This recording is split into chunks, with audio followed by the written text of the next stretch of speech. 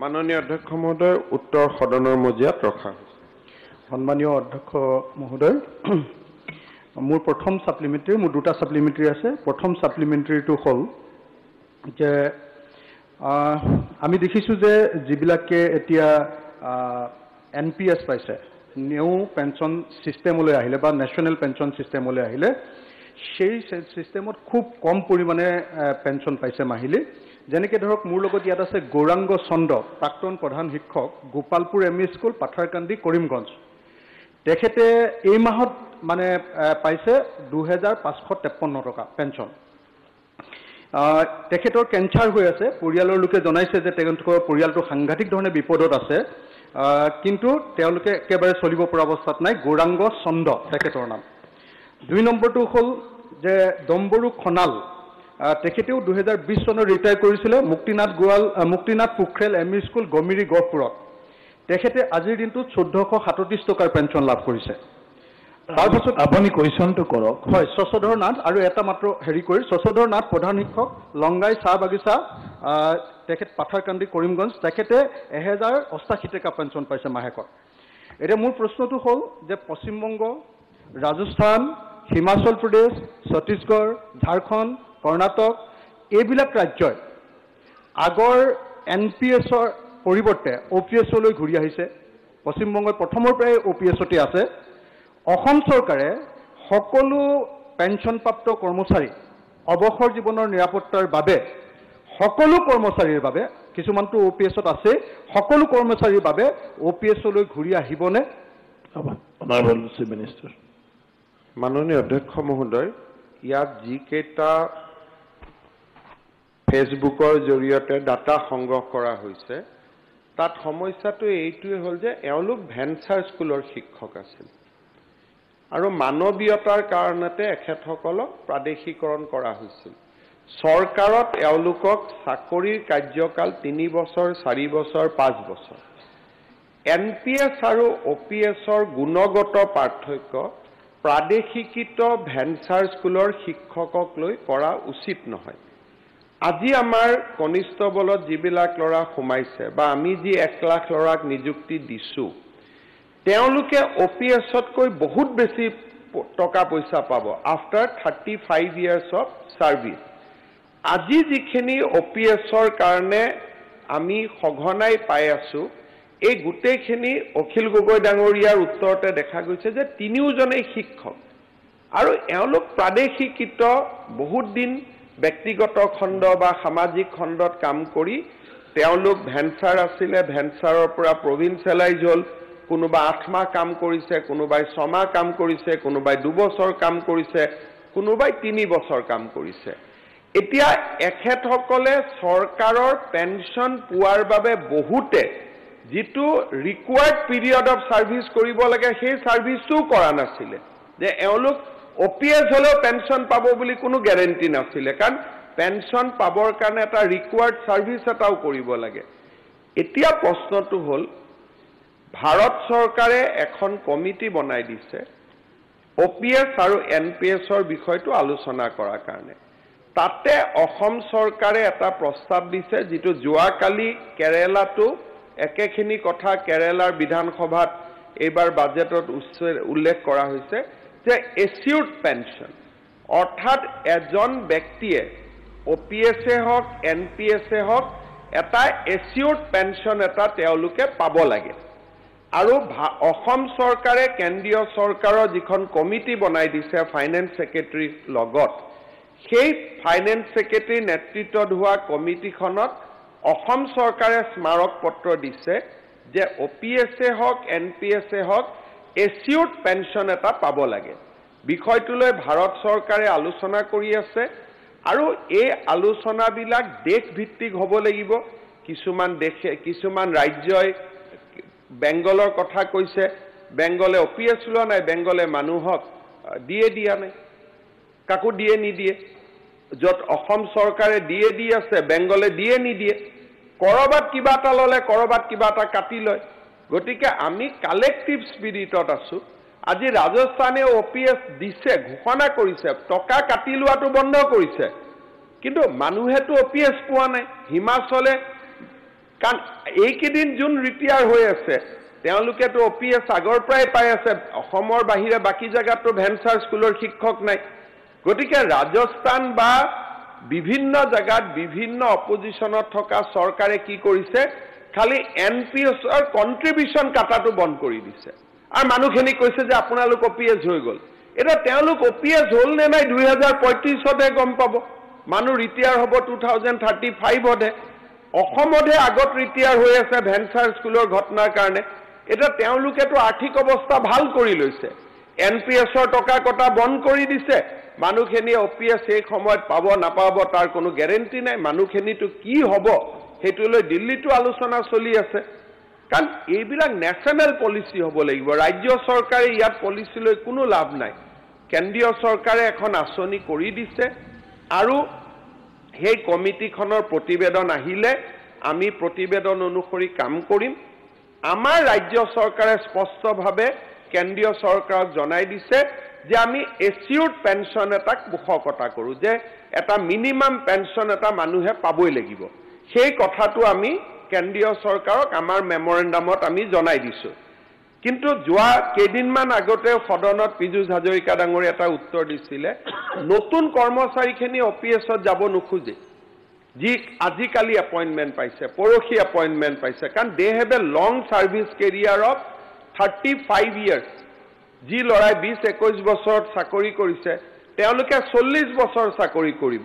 গতিকে 40 বছৰত NPSত তেওঁলোকে চাকৰি কৰাৰ পিছত যিমান পেনশন পাব it will be almost equivalent to the salary সেইকাৰণে ই এটা নিয়ম হ'ব নোৱাৰে আজি যদি আপোনালোকে কয় যে মই OPS কৰি দিম আজি চাকৰি পোৱা ল'ৰাখিনিয়ে প্ৰতিবাদ কৰিব যে আমাকতো নালাগে OPS কাৰণ পৰিৱেশ সময়ৰ লগে লগে পৰিৱৰ্তন হৈ যায় সেইকাৰণে ভাৰত চৰকাৰক মই যোৱাবাৰো সদনত উত্তৰ দিছো যে আমি যেহেতু সেন্ট্ৰেল পে স্কেল ইমপ্লিমেন্ট কৰিছো আমি ভাৰত চৰকাৰৰ লগত যাম ৰেলৱেৰ কৰ্মচাৰীও আছে ভাৰত চৰকাৰ অধীনত কাম কৰা কিমান লাখ লাখ কৰ্মচাৰী আছে গতিকে তেওঁলোকৰ হিতৰ কাৰণে যেটো সিদ্ধান্ত গ্ৰহণ হ'ব ৰাজ্য চৰকাৰেও সেই সিদ্ধান্তটো গ্ৰহণ কৰিব কিন্তু ভেঞ্চাৰ স্কুলৰ শিক্ষকসকলৰ পে স্লিপখন লৈ পেলাই যে গুটেই কৰ্মচাৰীৰে তেনেকুৱা এটা অৱস্থা হ'ব তেনেকুৱা ভয় খুৱাই থকাটো উচিত নহয় কাৰণ এটো তথ্যৰ ওপৰত প্ৰতিষ্ঠিত নহয় 3 বছৰ চাকৰি কৰা আৰু 30 বছৰ চাকৰি কৰা মানুহৰ মাজত বহুত বেছি পাৰ্থক্য থাকে অধ্যক্ষ মহোদয় মোৰ সেকেন্ড সাপ্লিমেন্টাৰী কৰি লওঁ অধ্যক্ষ ডাঙৰীয়া যদিও তেখেতে কৈছে যে এটো 3 মাহ 4 মাহ 3 বছৰ কাম কৰা মই যি তিনটা উদাহৰণ দিছিলো এজনৰ 10 বছৰ এজনৰ 9 বছৰ এজনৰ 8 বছৰ চাকৰি হৈছিল আৰু মোৰ লগত আৰু তেনেকুৱা ধেই আছে বেলেগ বেলেগ ডিপাৰ্টমেন্টৰ পৰা যিবিলাকৰ পৰা কিন্তু দেখা গ'ল যে মুখ্যমন্ত্ৰী ডাঙৰীয়াই আসলতে পুৰণি পেনশন ব্যৱস্থালৈ আহিব খোজা নাই এতিয়া মোৰ দ্বিতীয় মোৰ সাপ্লিমেন্টাৰীটো হ'ল মাননীয় মুখ্যমন্ত্ৰীয়ে যোৱা 21 মাৰ্চ 2023 তাৰিখৰ দিনা বিধানসভাত মোৰ এটা সংকল্প প্ৰস্তাৱৰ উত্তৰত কৈছিলে যে 2035 চনতহে মানে গম পোৱা যাব যে আসলতে লাভ হৈছে নে লোকসান হৈছে এই কথাটো কৈছিলে যে OPS আৰু NPSৰ গ্যাপটো মানে যদি OPS আগতে যেটো পাইছিলে তেনেকুৱা পেনশনত যদি যিমান বেছি পায় তাতকে যদি NPSত কম পায় তাৰ যেটো মাজৰ যেটো গ্যাপ সেটো আমাৰ ৰাজ্য চৰকাৰে দি দিম বুলি কৈছিলে এতিয়া অসমত 7600 জনে নতুনকে পেনশন পায় NPS পায় 7600 জনে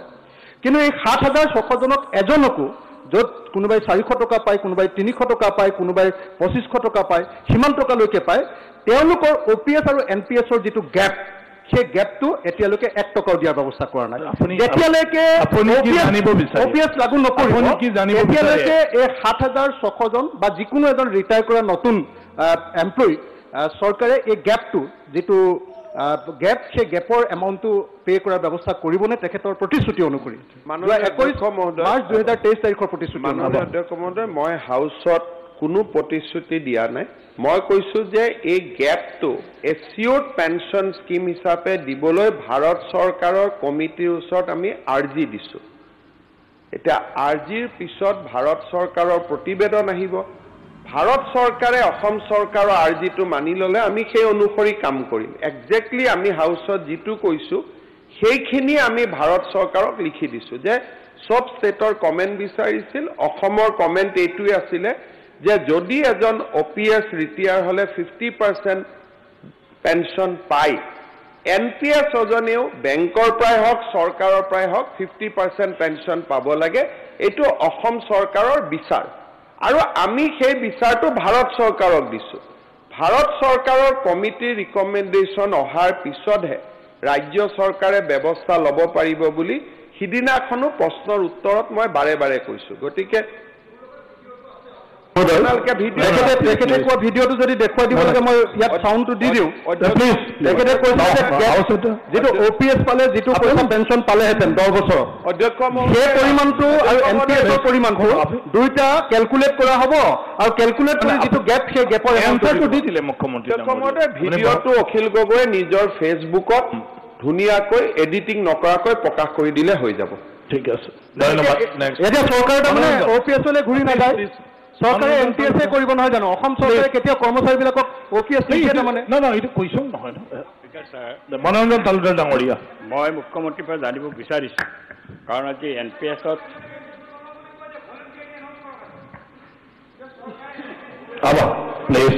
এতিয়া যদি পৰিষদীয় মন্ত্ৰীয়ে এনেকৈ টেবুলৰ পৰা দি থাকে তেওঁ যিটো কৈ আছে খালি আপুনি কুৱেশ্যন কৰক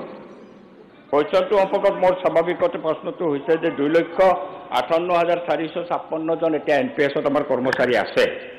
কিন্তু আমি ইয়াতে এছিয়ৰ্ড পেঞ্চনৰ কথা আজি মুখ্যমন্ত্ৰী কৈছে এইটো হ'ব নহ'ব আমি গম পোৱা নাই কিন্তু কথাটো হৈছে NPSত এই যি 4 লক্ষ কৰ্মচাৰী আছে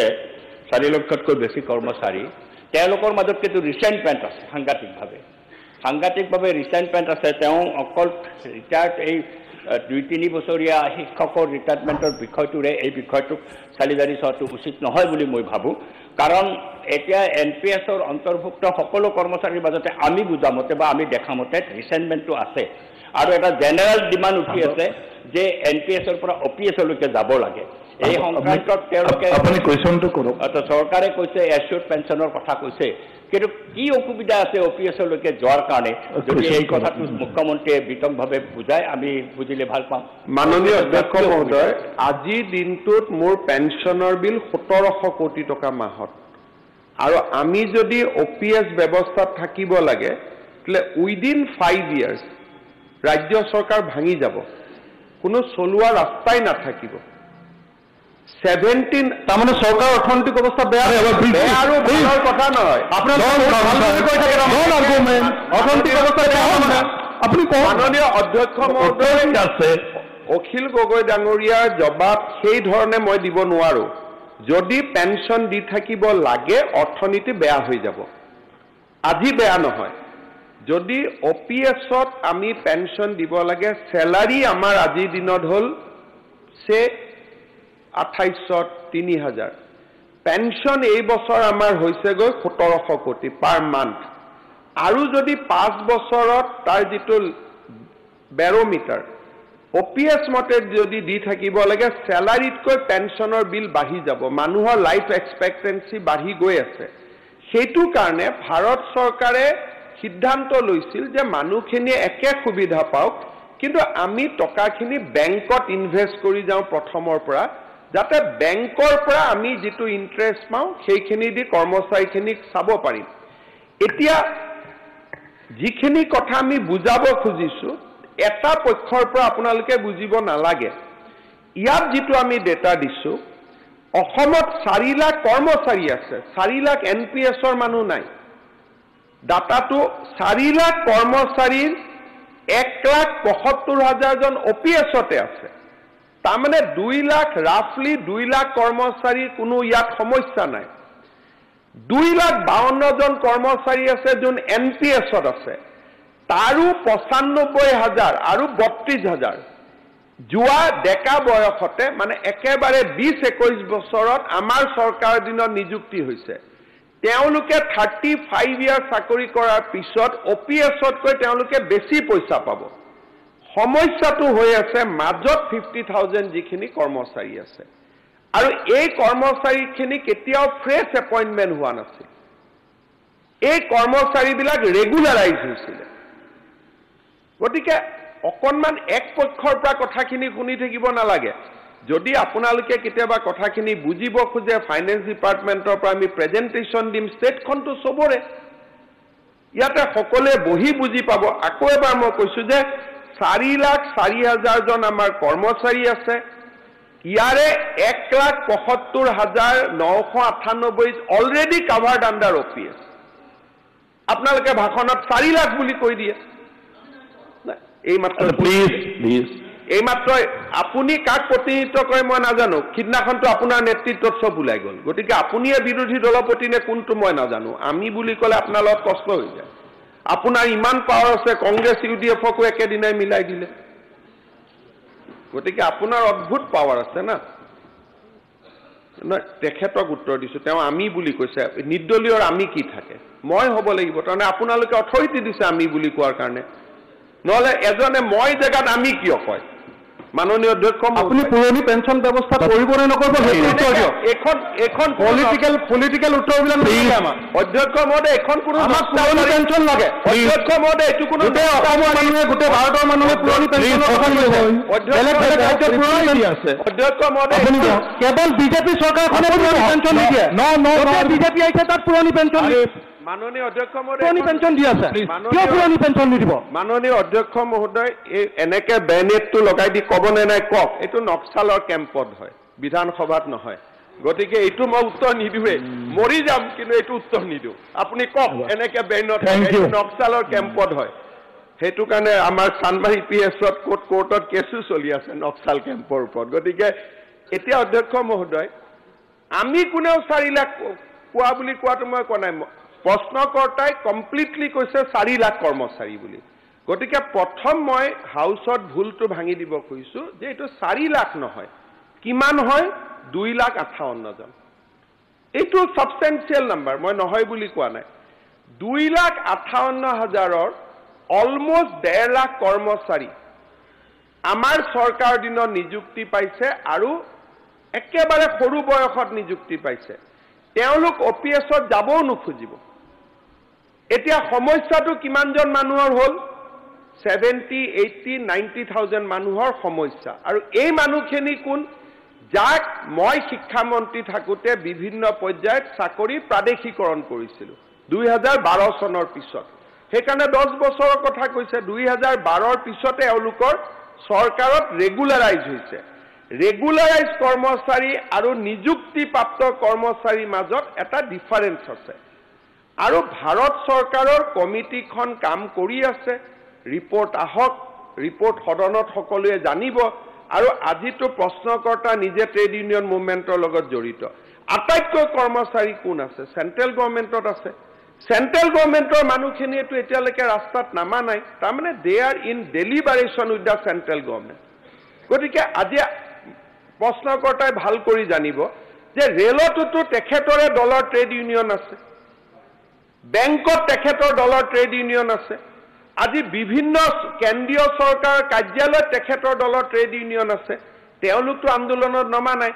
তাৰ মানে কি যে ভাৰত চৰকাৰৰ লগত কবাত নহয় কবাত এটা সুন্দৰ আলোচনা চলি আছে গতিকে আমি অলপ অপেক্ষা কৰিব লাগে মই ইমান সংকল্প প্ৰস্তাৱতো কৈছিলোঁ যে আমি অলপ অপেক্ষা কৰা ভাল ভাৰত চৰকাৰৰ কমিটিৰ ৰিপৰ্টটো কি হয় আৰু কমিটিৰ ৰিপৰ্টটো যদি নিগেটিভ হয় যোৱাবাৰো মই কৈছিলোঁ তেতিয়া আমি হাউচত আকৌ এবাৰ বহিম এই মানুহখিনিতো আমাৰে মানুহ কিন্তু এনেকৈ আপুনি OPS কৰিব নে NPS কৰিব তেনেকৈ থোৰে ৰাজহুৱা সেৱা চলিব এইখনতো গভৰ্ণমেণ্টৰ মই মালিক নহয় I am just A custodian of the government আজি কংগ্ৰেছে উদ্ৰ কৰিছে তেওঁলোকেওতো এইটোৰ লগতে আছিলে ধন্যবাদ কুৱেশ্যন নম্বৰ 2